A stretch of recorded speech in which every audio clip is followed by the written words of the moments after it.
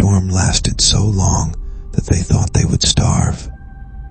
Finally, when the wind and swirling snow had died away to just a memory, the father, who was a brave warrior, ventured outside. The next storm was already on the horizon, but if food was not found soon, the family would starve.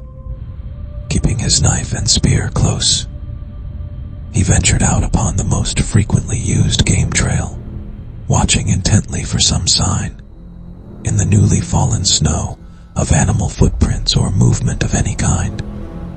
The forest lay deep and oddly silent under its gleaming coating of ice and snow.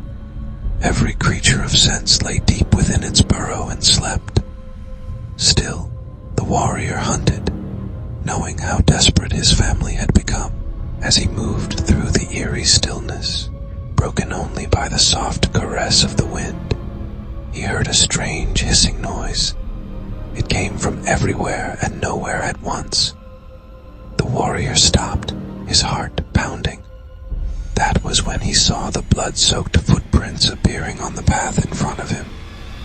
He gripped his knife tightly, knowing that somewhere, watching him, was a Wendigo.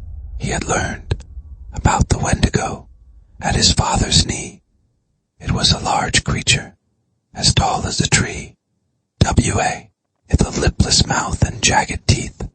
Its breath was a strange hiss, its footprints full of blood, and it ate any man, woman, or child who ventured into its territory. And those were the lucky ones.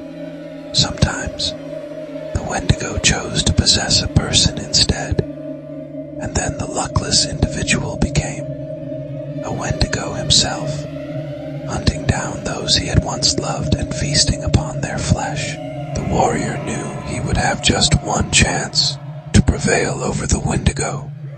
After that, he would die. Or the thought was too terrible to complete. Slowly, he backed away from the bloody footprints, listening to the hissing sound. Was it stronger in one direction? He gripped spear in one hand, knife in the other. Then the snowbank to his left erupted as a creature as tall as a tree leapt out at him.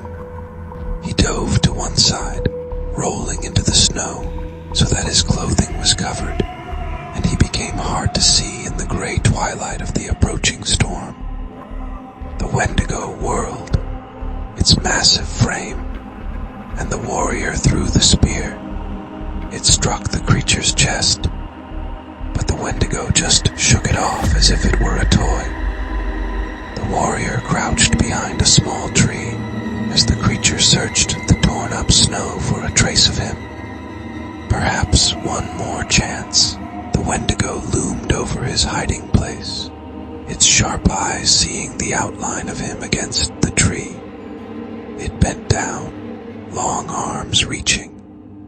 The warrior leapt forward as if to embrace the creature, and thrust his knife into its fathomless black eye.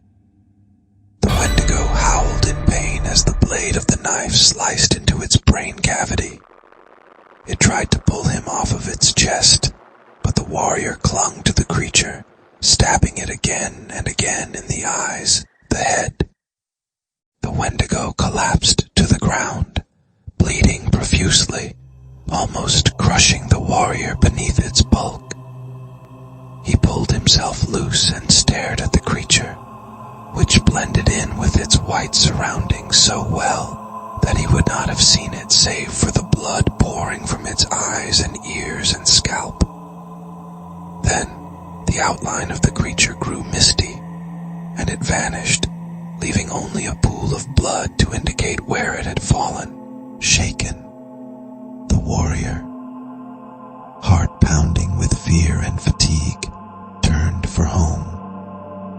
He was weakened by lack of food, but knew that the storm would break soon, and he would die if he did not seek shelter. At the edge of the wood, he found himself face to face with a red fox. It was a fat old creature, its muzzle lined with gray. The creature stood still, as if it had been brought to him as a reward for killing the Wendigo. With a prayer of thanksgiving, the warrior killed the fox and took it home to his starving family. The meat lasted for many days, until the final storm had blown itself out, and the warrior could safely hunt once more.